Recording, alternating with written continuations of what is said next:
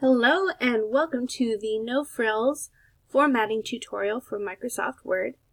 I'm going to teach you how to format ebooks and upload directly from Microsoft Word to KDP or Kindle Direct Publishing on Amazon.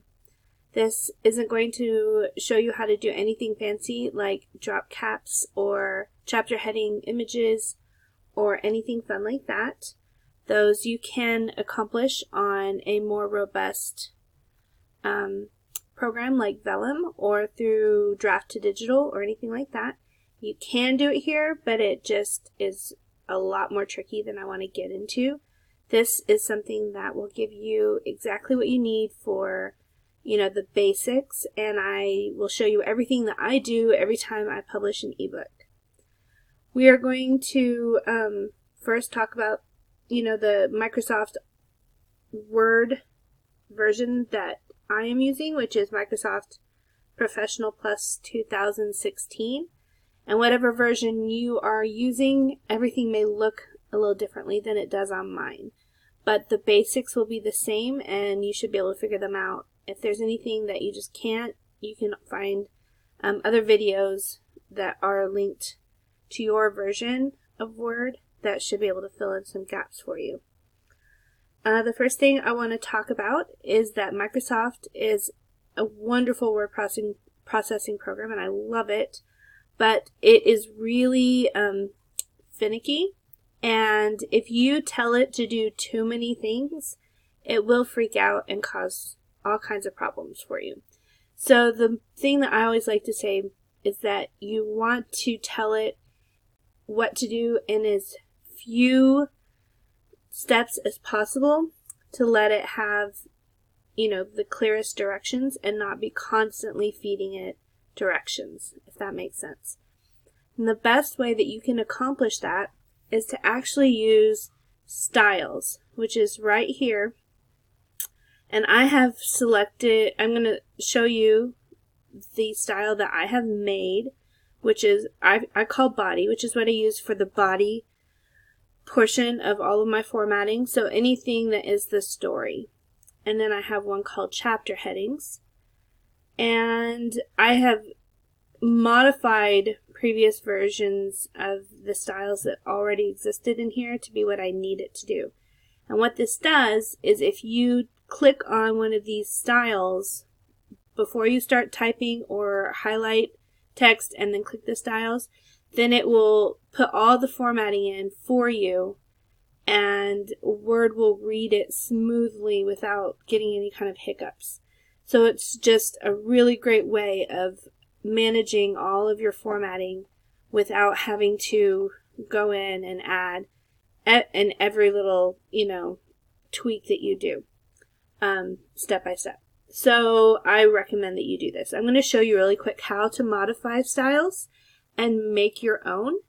So what you do is you just hold your cursor over one of them and right click. We'll see how fast my computer will work tonight. And click modify and it will bring up a screen for us.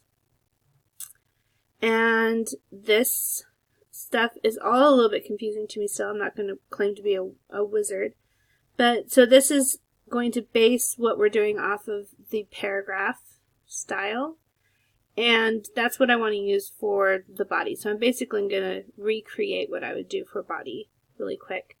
I always put mine in Times New Roman. And I put it in a 12-point font. And I go ahead and justify it. Make sure that whatever style you're using is already set to automatic or black. I also do double space, personally. You may find some differences in what people prefer, but really with the Kindle, people have the option to modify how they read the text, and so it's really not that much of a problem. I just prefer to read it that way when I am working on my own editing and things like that. And then I also go and make sure really quick that you go ahead and click on this dot so that you will be able to have that style available for you, and you won't have to recreate this style for, every single time you open the program.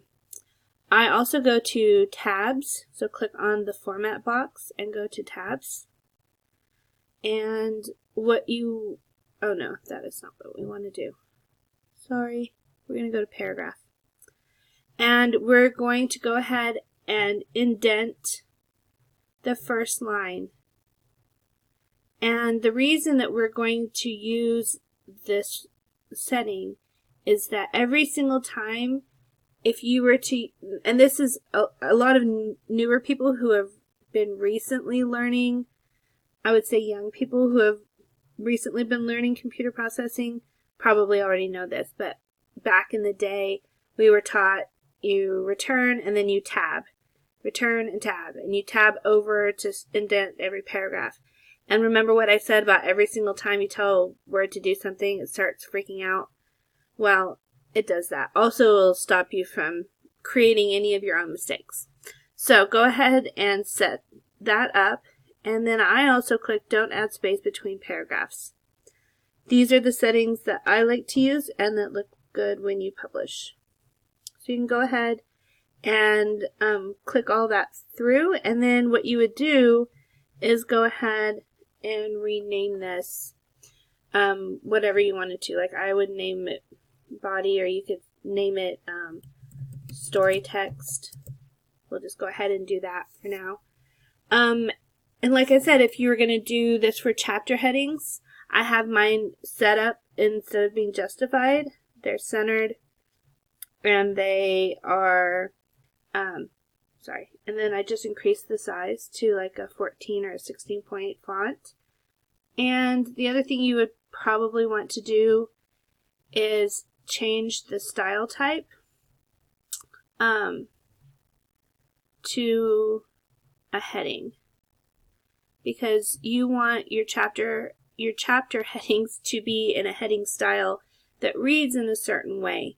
And one of the things that does is link it to your table of contents, and it will also allow you to have your chapters show up in your left-hand sidebar so that you can click and they'll act as hyperlinks in your text while you're working.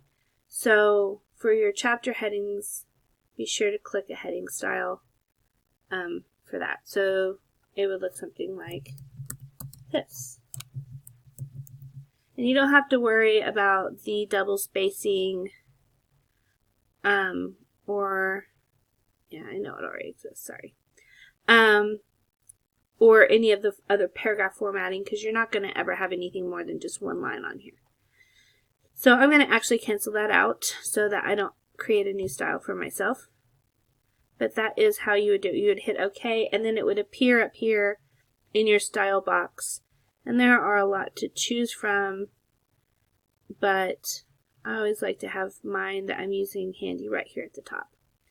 Okay, so now that you have your styles ready, I'm going to show you just a few quick things. The first page that readers see when they open up their book that they have purchased from you on their Kindle is a cover, but you do not need to insert the cover into your document file. Amazon will put it in for you after you've uploaded to them. The next thing is you do want to have a title page, and you can put it down the page if you want to. I just go ahead and put it at the top of the page usually. It doesn't really matter to most readers, I think, where it is on the page. So, but I do center it. So we're going to call this The Awesome Story. Now, I'm not going to use my chapter heading style to put this into a bigger font or center it, because I don't want it linked to my table of contents, and I don't want it linked to my headings on the side. So I'm going to go ahead and do just my title page, some of my front matter manually. You could set up a title page style, and you could set up a copyright style and all those sorts of things, but I don't ever mess with it for just these few pages. So, awesome story by you. Make sure that when you put in a heading on a page that you do have the indent cursor all the way to the far left and that you don't have it indented, or your title will be skewed to the right side on your Kindle page. Now, every single time you create a new page and you want to go to another one, always insert a page break. So you go to Insert, Page Break, and it will automatically move you to the next page. Now, one thing that you can do if you ever want to go back and double check and see what you've put into your document, you can go back to your home toolbar and click on this funny looking P here, and it will show you all the punctuation and returns and breaks and tabs that you have placed in your story. So you can see right there that we've got a return, and we've got a page break. Sometimes if you go and look at your book after it's been published or when you're reviewing it, then you will see mistakes and you'll want to know how to fix it. This is the way that you can see where you have had issues. So I'm going to go ahead and kind of leave that on right now so you can see those happening. So we've got our second page here. The second page that we always do is the table of contents. So I'm going to insert a table of contents I'm going to go to References. And I'm going to click on Table of Contents right here. And I'm going to just pick a table to add in. And it's saying, you don't have any contents right now. And it's right. So I've just placed it in there. We're going to come back and mess with it in a little while. And again, we're done with our Table of Contents page. So we're going to click Insert Page Break. The third page that I put in is the copyright page. And I'm going to just tell you that the best way to go ahead and figure out what you want to do for your copyright page is to look at other books and see what they've got going on.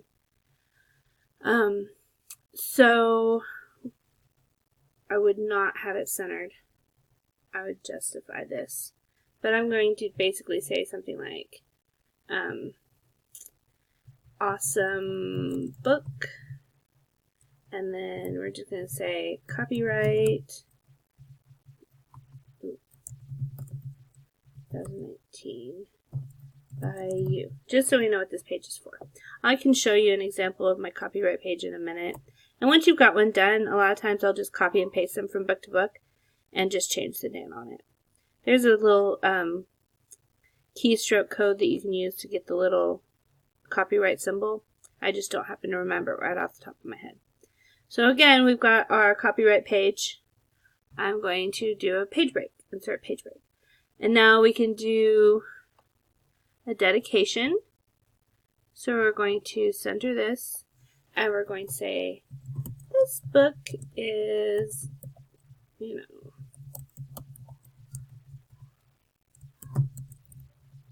oops, I can't type while I'm being recorded.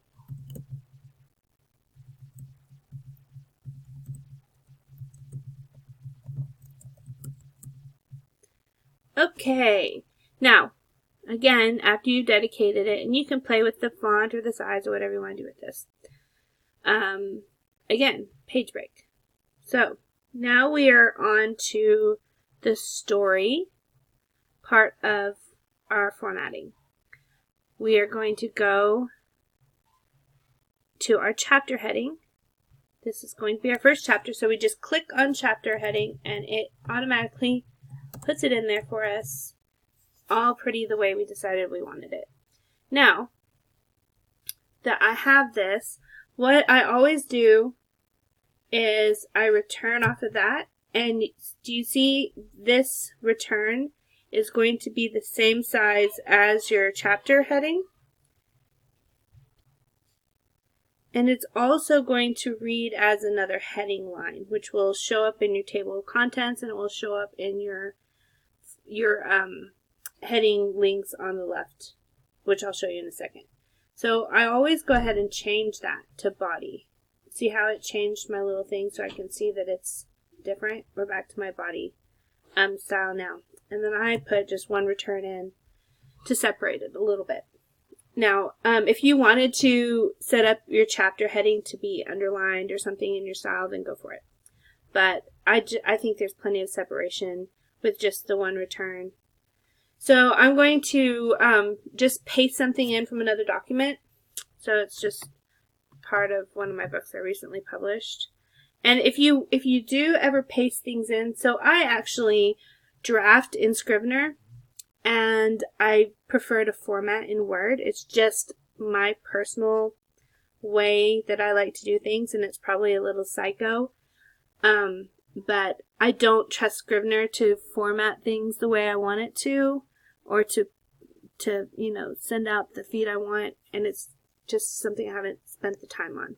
So I basically just copy and paste my chapters. I copy them from Scrivener, I run them through either Grammarly or Pro Writing Aid, clean them up as much as I can. This is what I'm doing right before I'm sending it to my editor. And then if you're going to paste something in, then go ahead and choose the keep text only instead of the keep source formatting, because remember, I'm not wanting the formatting from Scrivener. I'm wanting the formatting here. So I click on keep text only. So as you will see, you will find that everything has been formatted the way that you want it to be. It just does it automatically. Everything's there. If you want to see it without all my little markings, there you go. So when you're done with your chapter, and of course this isn't actually the end of my chapter, but we're just going to pretend it is. You can either put your page break there, you can return one time and then put your page break in. I play with that a little bit depending on if I end up with a funny widow line or something like that. So I'm going to insert another page break, and then I'm going to go back and start chapter 2 by clicking that heading. Okay, so now what I want to show you, that now that I have two headings in there, is if you hit Control F, it will pull up this navigation panel for you, and you will see if you click on headings, it'll show your hyperlink chapter 1 and chapter 2. So while I am writing or reading or editing or whatever I'm doing, if I want to move around, this helps me to navigate in my file by just clicking on these, and it will take me to that heading. So it's really handy to have these set up from the beginning so you can navigate really well. So now I'm going to actually go back up to my table of contents, and you can click Update Table, and it will put in everything that you have as a heading. But when you are formatting this, you need to remember that when you're putting it on Kindle, Kindle doesn't have page numbers. It runs by location, and it's important to go ahead and take your page numbers off so that it doesn't confuse your readers. When you go and format for paperback, which I usually do through Vellum because formatting for paperback is a big old pain in the neck, then you will have page numbers. But for ebook, you don't want page numbers on there. I'm actually going to, it's a little bit tricky for me. I always kind of have to fiddle with it. So you kind of try and highlight the table of contents, and somehow, there we go. So apparently highlight the chapters and right click and go to edit field right here. Okay, so we're going to try to change up our table of contents a little bit from the one they offer. So scroll down here in this field name section and go to TOC, which stands for Table of Contents. This will come up and you just click on it. Okay, so this is going to give us all the ways that we can change this. So I do not want to show page numbers. And let's see here if I can change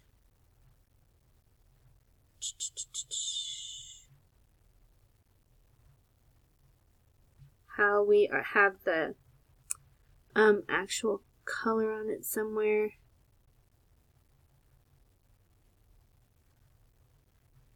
So I wonder if table of contents 2 doesn't have that color thing on. It doesn't really matter though. Mostly I just want to take off the page numbers. So make sure that that is not clicked. And then hit OK. And it says you want to replace this, and yes, you do. So then it'll fiddle around with it. And so now we just have chapter 1, chapter 2 without the page numbers showing. And all of these are going to be linked. They're going to be hyperlinked so that when it shows up on people's Kindle, people will be able to click on these and it will take them directly to that section. So they don't need the chapter. They're not going to be, flipping through or scanning through the book to find them. They're going to be able to just click on those and it will take them straight to it in the book. And just as a note, Amazon does require that you have a table of contents in every book. And they also require that it is at the beginning of the book and not at the end. And so this is Amazon Terms of Service that we're talking about right now. So there your content is already set up. I'm going to go to the end of my document, which is only in chapter 2. And just for practice, I'm going to change that to body, then return. And we're going to type a really awesome chapter 2.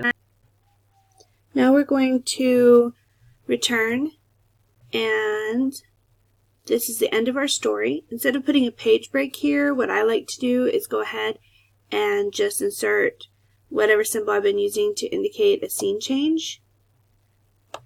And move that cursor all the way to the left, center.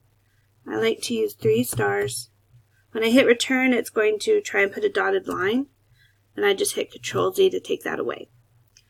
This allows us, instead of having the page term for the reader before we give them information about our next book, to go ahead and put it here.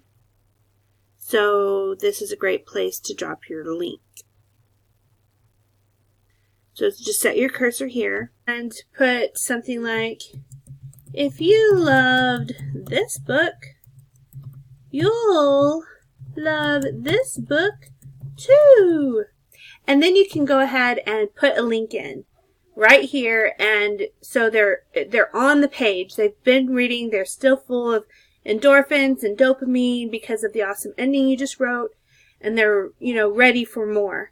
And so instead of even having the page turn or have Amazon try and link them to it, we like to just drop it right here. And it doesn't have to be the only place, but it's a good place to go ahead and do that.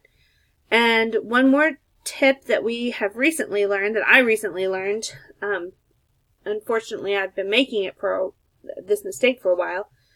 Don't put in a link that goes directly to the book's Amazon page, because anybody that is reading on a Kindle app, on an Apple device, the link won't work, because Amazon and Apple don't agree with each other on people going from Apple's app to Kindle's marketplace. Apple doesn't like it, and so Amazon has gone ahead and cooperated with them by not allowing links on Kindle apps on Apple devices to Amazon. If people are reading this on a Kindle, it would work, but not on their iPhone, for example. So go ahead and use something like, reader links or Bitly or anything like that. So after you've done that, go ahead and insert another page break. And this time, you can go ahead, if you want to, if you want the acknowledgments to be linked in your table of contents, you can go ahead and put them as a chapter heading. And tell all the great people that helped you what an awesome job they did. And when you're done with your acknowledgments page, again, there's a lot of different ways and a lot of different styles for how to do this. I always just pick up books and see what people are doing, what I like. And then you can do the same thing with about the author. Give a little bio on yourself. Be sure to have your website and your newsletter linked and anything else you want to give them. You don't want to give them too many things to click on, but give them a few specific things that you really want to push. If they can sign up for your newsletter from your website, that's a great way to do it. I mean, there's a lot of different strategies, and it depends on what you as an author are trying to use. So that is how I put together a manuscript. And you just go ahead and save it as a regular document file. So we're just going to save this in my documents. I just wanted to show you. So you just save it as a Word document. I think it'll show up as like a docx. There are different ways that I've seen that you can do it. I think I have used single file web page before. You can save as a PDF. I think, I'm pretty sure, but I'm not precisely sure how it feeds into Amazon's transfer process where they put it in Mobi. So if you want to be safe, I know that just saving as a Word document works. So you would click save, and then you would upload it directly to Amazon that way. And once it got to Amazon, it would convert it for you into a Mobi file, and it would be ready to publish. If you wanted to be able to have copies of this in different formats for you to give to reviewers to send out on BookFunnel to your art team or anything like that, I just advise that you use a convert program. I use Calibre a lot, which is free. Calibre. I always say Calibre. I don't know why. It's Calibre. And you can go ahead and use that, or you draft to digital. There's a lot of them where you put in your Word document and it will convert it to Mobi, PDF, EPUB, and pretty much anything else would not be necessary. So then you'd have those files where you can send them to your review people too. Or if you ever wanted to upload them to different sites on like Barnes & Noble's Nook, which I don't know what's going on with Nook right now, or Kobo or Apple or Google Play or any of those things, then you would have different formats to do that with, but putting it through Draft to Digital is pretty much one of the easier ways to do that. But for no frills formatting in Microsoft Word, I hope that this showed you everything that you need. And if you have any more questions, just go ahead and ask them either here on the YouTube channel or on our Writing Gals Facebook page, and I will try to get around to answering them. Thanks so much for being here, and I hope that this was as helpful as I wanted it to be. Thanks a lot.